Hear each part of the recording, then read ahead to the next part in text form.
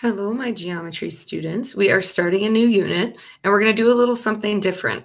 Day one is short and sweet. You're going to watch this video and then try the day one homework on your own, which means the next time I see you in class, we're going to be learning day two that day.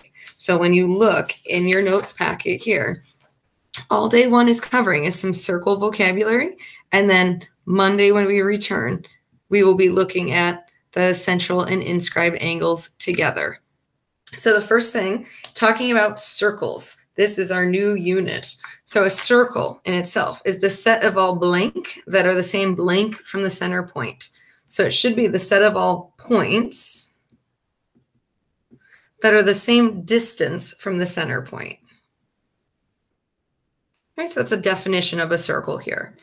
The radius, we know that's the line segment from the blank to a point on the blank. All right, so from the center point to a point on the circle itself. Okay, so this would be our little radius AB right here. Last one, just FYI, would be referred to as circle A. You always name it by whatever the center point is. All right, the next one, a chord, a line segment whose something are on the circle, whose endpoints.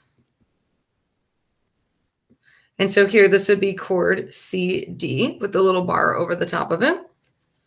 The next thing, a diameter. That should be familiar vocabulary. The diameter something, all right, is the blank that passes through the blank of the circle. All right, so it is a chord.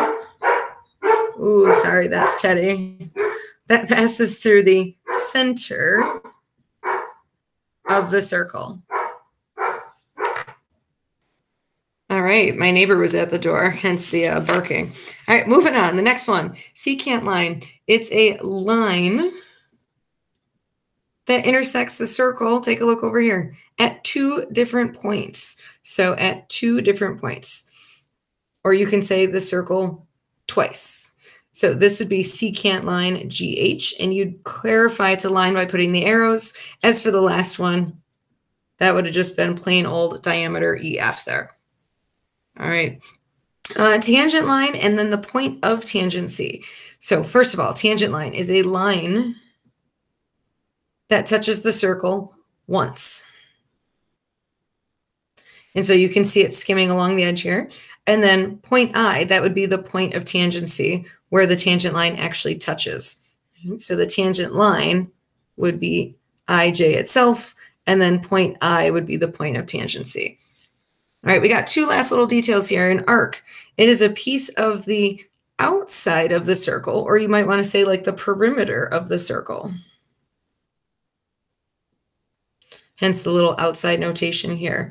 The minor arc, major arc, and then a semicircle. We'll talk a little bit more about that in class as well, but a minor arc is something that's less than half the circle, so less than 180 degrees. A major arc is more than 180. And then a semicircle is exactly half the circle, or exactly 180 degrees. All right, the last part, a little sector. It looks like a little piece of the pie. So when it says a piece of the blank of the circle, technically it's a piece of the area of the circle. All right, you can see it's filled in here, so it is two-dimensional there.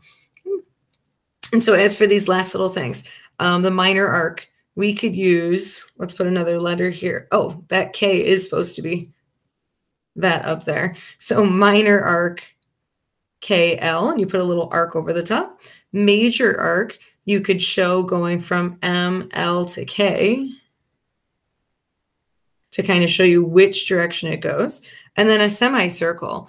It looks like from M to L would be just about a semicircle.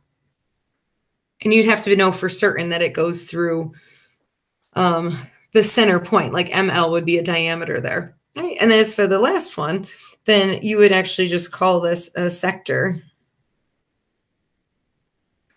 NOP there. Okay, moving on to the next page, putting these into use. So the parts of the circle practice, when it's just saying identify what part of the circle, you're running through that vocab here. So for the first one, just showing us that this is a diameter here, and we could be sure of that because it's going through that center point. This, well, that is the center of the circle.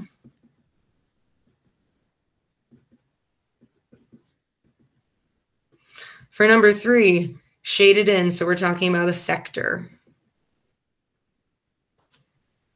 All right, number 4, it's an arc on the edge. And so that would be just an arc. If we wanted to be more specific, we could also say it would be a minor arc because it's clearly less than 180 degrees.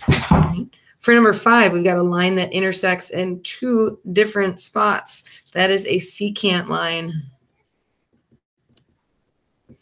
All right, for number 6, here we're highlighting this little segment right there. That is simply a radius. For number 7, here again, we've got another sector. For number 8, a line that skims along and hits once, that would be a tangent line. For number 9, doesn't go through the middle, but the endpoints are on the edge of the circle. That's just a chord.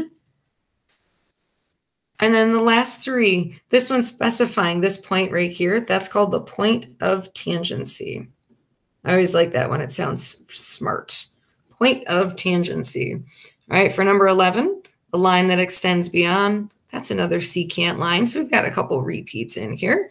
All right, and then number 12, that's another example of a chord. All right. That's it for today. When we come back to school, we will do some review of that and then move on. Thanks for watching, guys. Make sure and go try that little mini homework number 1.